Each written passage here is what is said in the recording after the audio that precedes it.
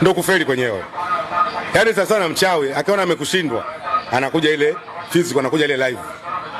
Yanga Afrika ashagundua Simba anachukua ubingwa wa ligi kuu. Anagundua Yanga ashajua kwamba sika kukutana na Yanga anafungwa. Yanga ashagundua kwamba Simba atafika mbali kwenye mashindano haya ya kombe la shirikisho. Tufanyeje? Tuvuruge ligi. Ligi unaivurugeje? Wanaenda kasi. Ndio ninachokwambia.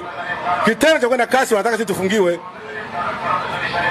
Kwa sababu ukienda kasi, ukaenda bodi ya ligi kaanza kuitwa, kwa sababu pale nimeona kwamba wamepewa siku 10. Sio kwa barua ile jinsi ilivyoiona. Kama ile barua ni ya kweli, kwa sababu sina uhakika. Kama ile barua ni ya kweli na imeenda kasi, ndio dalili za kwenda kufungiwa mpira wetu.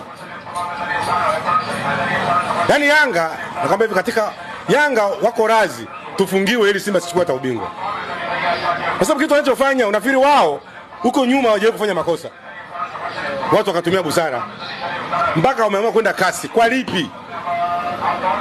Na kasi wakienda watashindwa tu.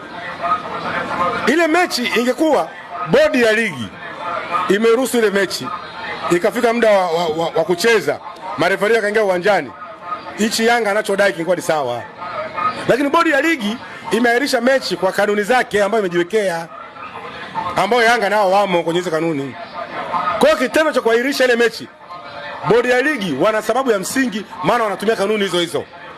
Hata hao kasi wakitaka kupata mapendekezo kutoka bodi ya ligi, watatumia tu mwongozo ule ule wa nani wa bodi ya ligi.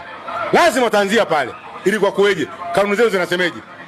Kwa Yanga anajisumbua tu. Nataka kuniambia kwamba Young Africans hawana hoja katika hili? Yanga wana hoja.